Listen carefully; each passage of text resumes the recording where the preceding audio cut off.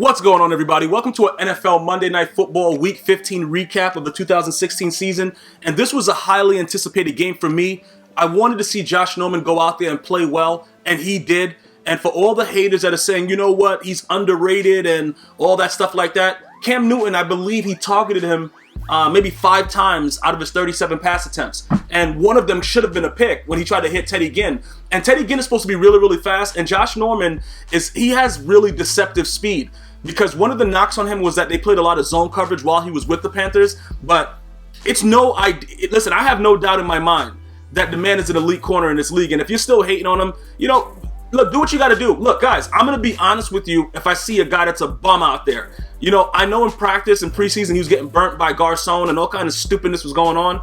But when it's game time, this dude he's helped this defense play a lot better. Now, this loss that the Redskins just took, it really, really hurts their chances, with playoff aspirations, because obviously we know the Cowboys are balling and the Giants are, they're starting to peak at the right time.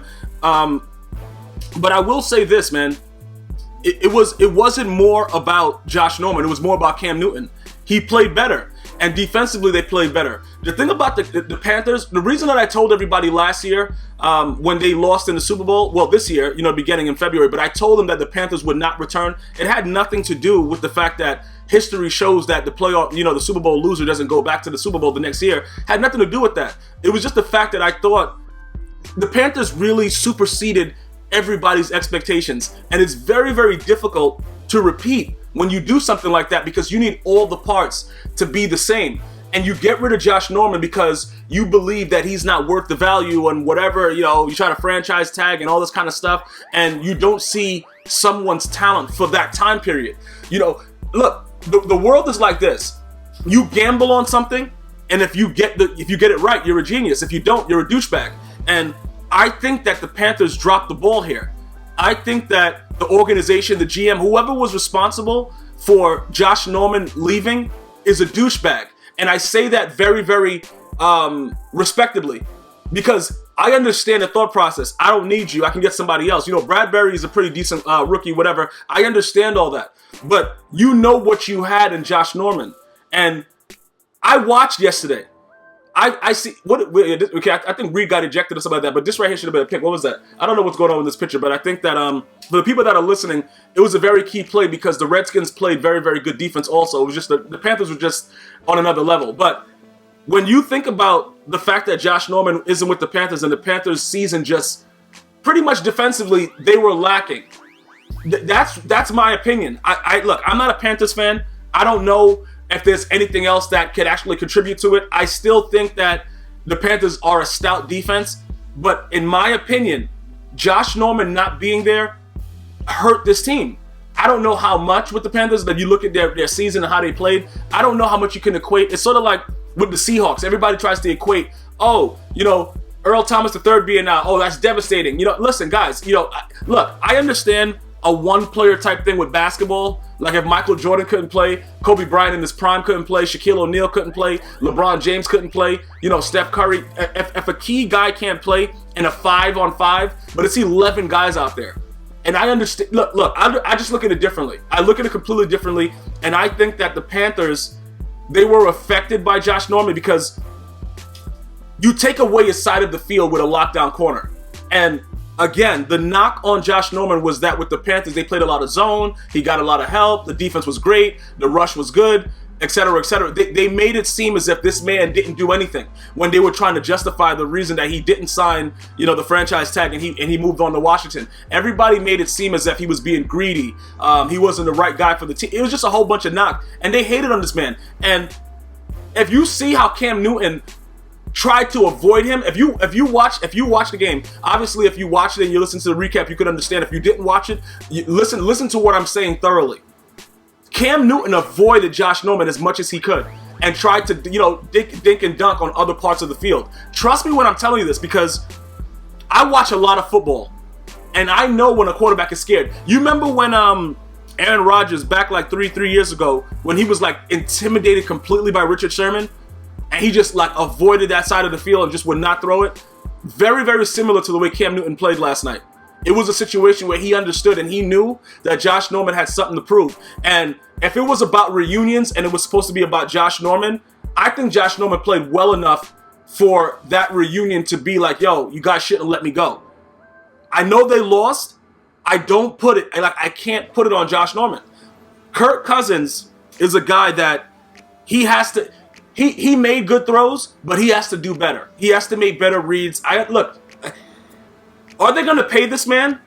I'm of the belief that, look, get your money, because you're a rented human being while you play in the NFL. You play up until they think that you're, whatever. There's no loyalty in the NFL, and it shouldn't be. It's business. Once you don't have a use, why are you there? But I do believe that Kirk Cousins should get something. I think the man can play. If the guy was an outright bum, I would say that. Does he have bum tendencies? Absolutely. Is he a guy that the Redskins can possibly win with in the future? If you look at these guys, if you look at this guy's numbers, I believe so. I believe that this man, look, he can ball. He could throw for 400 yards like it's nothing. I think Kirk Cousins can ball. It's just that there are always a few plays. There are a few plays where it's like, what the hell are you doing? That's the major thing. And some quarterbacks have that where it's like, yo, bro, dude had a brain fart. He just did whatever he wanted. Kirk Cousins seems to have that several times during the game still. It hasn't been limited. Every quarterback's going to make a mistake. It's just that most mistakes don't cost the good ones. And that's my knock with Kirk Cousins. Cam Newton still has a habit of the way he throws the ball. I don't like his release. I don't like his setup. I think that Cam Newton's a great quarterback. I just think that he still has a lot of maturing to do as far as his mechanics. Because sometimes he just stares down a receiver. He still has a very, very powerful arm. He's been a lot more accurate over the last couple years. I give him that. I just don't like his setup and his mechanics of the way he throws the ball. I think that he has a very, very delayed release. Like just the way he throws the ball, his stature and everything like that. I think that with his body and his size, if he had a quicker release and was just able to, set up and, look one way, throw the other way, I think he's just missing minor parts to making him overall always in the discussion of being the best QB in the league. Because you can't knock the size, his complaining and stuff like that. Everybody says he whines, he complains. Look, guys, the guy gets more punishment than any other quarterback in the league. That's not disputable. And it's not fair that because he's so big that it's okay that he's getting hit like that. That's not the way it's supposed to go, guys. If the rule is for all quarterbacks, the rule is for all quarterbacks. So I'm not mad at him for complaining and voicing his opinion about it. I'm just saying, based on his mechanics, I think that he can do a little bit better. He can do a little bit better with the way that he releases the ball, his reads, how he looks, and how he looks side to side and stuff like that. Like how guys can look somebody off. Drew Brees is really good at doing that. Aaron Rodgers is really good at doing that. Tom Brady. These guys, he's just missing certain parts of that. But if you guys try to tell me that you can blame Kirk Cousins for a lot of these Redskins losses, I wouldn't be able to agree with that overall. Did he throw some pick sixes that you're just like, what the F? But he has still come back down the field and thrown touchdown passes. You know what I'm saying? Like it's not like he's just being a bum outright like he was last year, throwing 4 or 5 picks, doing whatever. He's above and beyond a lot better than he was last year.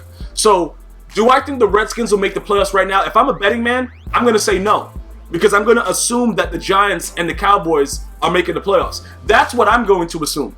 I don't know, pretty much how it's going to wind down, but I think the Giants are peaking at the right time, and the Redskins are just coming up short.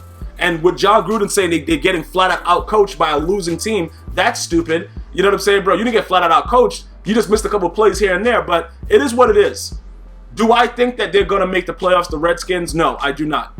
I really just don't. I know the Redskins fans are probably very upset that they lost to a team that they had no business losing to based on the way that their record was and how it was going, but it always works out like that. It's always a team that has nothing to lose that comes out and takes away aspirations from a team that has a lot to gain. That's the beauty of the NFL. That's why we watch. That's why it's the highest grossing sport in America, because of things like this. And I'm going to let you guys in on the secret. I bet the Panthers, and I'm a very happy man. And the only reason I bet the Panthers was because I knew that they would just beat them just because they have nothing to lose. What are they going to do? It's nothing to, that's the, when they play free like that with Riverboat Ron, they usually win. So that was my whole premise of betting the Panthers. I hope you guys have been enjoying the recaps. iHeartRadio, Android, iTunes, GmiasWorld.com. I'll see you guys next time. One love.